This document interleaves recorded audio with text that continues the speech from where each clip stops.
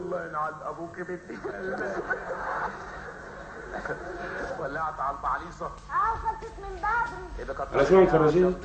على مسرحية الواد سيد الشغال. لك مو من يومين شفتيها؟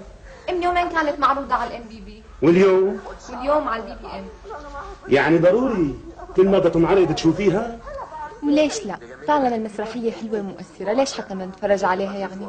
لك صرنا شايفينها 9 مرات من وقت ركبنا الدش لحد هلا. ويكونوا 10، انت ليش متضايق؟ هاتي الجهاز من ايدك. شو بدك منه؟ لك بدي اشوف الاخبار. انت ما بتمل من الاخبار؟ لا ما بمل، على قليلي بعرف شو صاير بهالدنيا، لك هاتي هالجهاز خلصيني. تعرضت بلدة عشك يا بلبل الواقعة في سهل عروبتاه الشقيق لأمطار موسمية غزيرة مصحوبة بالبرق والرعد، أدت لحدوث فيضانات هائلة، حيث غمرت المياه مساحات شاسعة من الأراضي الزراعية وعزلت بيوت البلدة عن العالم الخارجي. وقد تسببت هذه الكارثة بتشريد آلاف العائلات العربية، واعتبرت منطقة عشك يا بلبل منطقة منكوبة تعيسة. هذا وانطلاقا من الشعور العميق بالمسؤولية الوطنية، أمر حصافة رفيع المقام بإرسال طنين 2 من الكعك الطازج لمساعدة منكوبي الفيضان. يا حبيبي بكرة بيغلى الكعك. ايه بيكونوا غلوا اليوم.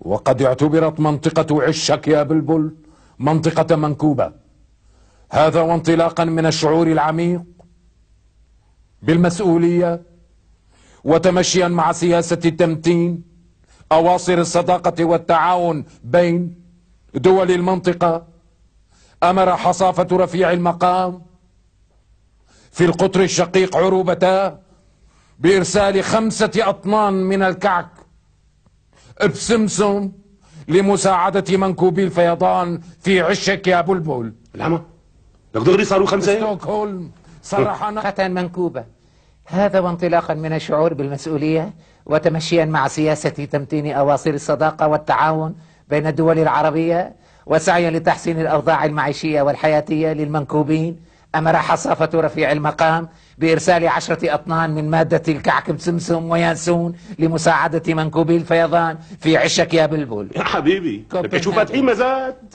صرح سياسي هذا وانطلاقا من الشعور العميق بالمسؤولية وتمشيا مع سياسة تمتين أواصر الإصداقاء والتعاون بين دول المنطقة، وسعيا لتحسين أوضاع المنكوبين، وجريان على عاداتنا العربية القديمة التي تتمثل بإغاثة الملهوف وإكرام الضيف، أمر حصافة رفيع المقام بإرسال حمولة طائرة كاملة من مادة الكعك المعجون بالحليب والسكر لمساعدة منكوبي الفيضان. عميق بالمسؤولية وتمشيا مع سياسة تمتين أواصر الصداقة والتعاون بين دول المنطقة، وسعيا لتحسين أوضاع المنكوبين، وجريا على عاداتنا القديمة وحرصا على علاقات حسن الجوار، أمر رفيع المقام بفتح جسر جوي لتزويد منطقة عشك يا بلبل المنكوبة بمادة الكحك المقمر والمحمر والمشمر والمرشوش بحبة البركة. هلا 5 طن صاروا جسر جوي.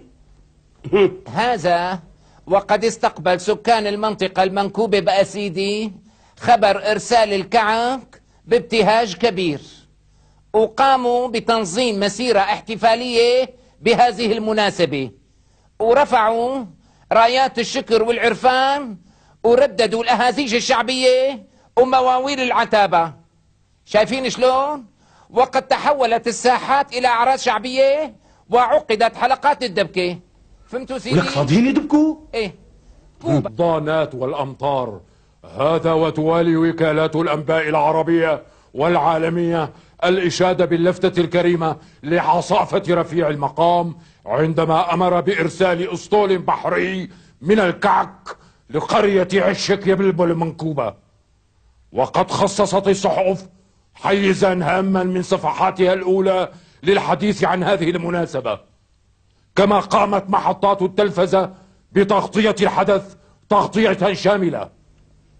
ازرع برغيات التهنئة ما زالت تنهال على حصافة رفيع المقام بمناسبة لفتة كريمة وشجاعة لمساعدة منكوبي الفيضان في عشك بلبل، وقد أبر مرسلو هذه البرغيات عن عميق امتنانهم وشدة تأييدهم لهذه الخطوة المباركة التي إن دلت على شيء فإنما تدل على سي عبيد بهالحالة سيداتي وسادتي انه انتقل مندوبنا الاخباري لموقع الحدث حتى ينقل مباشرة من هونيك وعلى الهواء مباشرة ردود فعل الاهالي حول المساعدات اللي امر بارسالها حصافة رفيع المقام.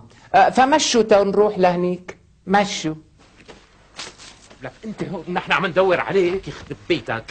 عرفت شو بدك تقول؟ شو؟ اوعك ها؟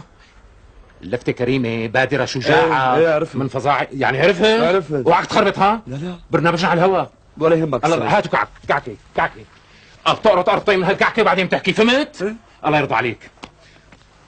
سيداتي وسادتي، والتقينا في قرية المنكوبة مع بعض الأهالي الذين يعانون من هذا الفيضان، فكان هذا لقاء. مرحبا يا أخ. بدي أسألك يا ترى كيف تلقيت نبأ إرسال مساعدة الكعك لقريتكم المنكوبة والمرسلة من فظاعة حصافة رفيع المقام؟ الحقيقة نحن سعداء كتير لفتة ونحن كتير مبسوطين بهالبادرة واللفتة الكريمة، ونحن دغري مباشرة يعني طيرنا رسالة برقية شكر لصاحب السعادة، وتشكرناه على كرمه وريحيته. فعلا لو هو ما أرسل بواخر وسفن الكعك كنا هلا نحن ميتين من جوعنا. انت هلا انقذوكم من الفيضان وكنت رح تموت، فهمت؟ بس نحن بيتنا بالجبل. لك حبيبي اعمل مثل ما عم اقول لك، شو بدك يا شغله انت؟ يا شباب طين مي لغمطوه غرقوه.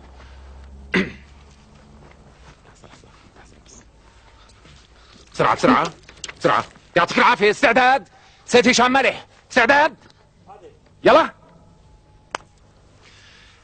سيداتي وسادتي، والتقينا مع أحد منكوبي الفيضان. الحمد لله على السلامة يا أخ. الله يسلمك. شو شايفك مبلول؟ شو هلا أنقذوك؟ بستغرب. طيب قدريت بالمساعدة اللي اجت لعشك يا بلبل، عشك يا بلبل؟ نعم، والحقيقة نحن يعني ما عم نعرف كيف بدنا يعني نتشكركم ونمتن لكم بهالمساعدة اللي يعني اجت بوقتها يعني. سيداتي وسادتي، وفي نهاية هذا اللقاء نشكركم جميعا على هذا الإصغاء، ونشكر هذا المواطن الكريم الذي تفضل. تتفجر البراءة والصدق والعفوية في هذا اللقاء. إليكم. قول عمو. قول اللي انت بتعرفه يعني بمناسبة شو انطباعك عن وصول شحنة الكعك. قول.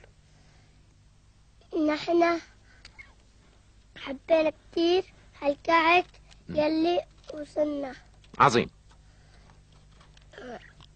شو عم تعملوا انتم بالكعك عمو؟ بعد شوي اكلنا الكعك وشاي. بعد شوي اكلتوا؟ الماضي قبل المضارع، طفولة براءة. بتعرف مين ارسل هالكعكات لمنطقتكم المنكوبة؟ بتعرف؟ ما بتعرف. يلي ارسلهم عمو هو فظاعة، هو حصافة رفيع المقام. شكرا لهذا اللقاء، شكرا للبراءة. خلصنا بقى، نفخت قلبي بالاخبار. لك ما بدنا نسمع اخبار شحنة الكعك. And they'll promise they will discuss it in their next meeting. Ishak Ya Bulbul.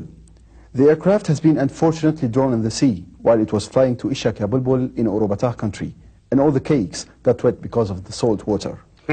Our next presentation will be, can Tyson beat his opponent Bruno in the next fight? عم يقول انه الطيارة اللي جايبة شحنة الكعك وقعت بالبحر وتشتشوا الكعكات بالمي المالحة. شو هالحكي؟ يعني ما وصلوا الكعكات للجماعة؟ لك ما وصل شيء. ليش هيك عم تحكي وانت متأكد من الموضوع؟ يعني معقولة تصدق محطة أجنبية واحدة وتكذب الخبر اللي نقلته 10 محطات عربية؟ فعلا مو معقولة. مو معقولة بنوب.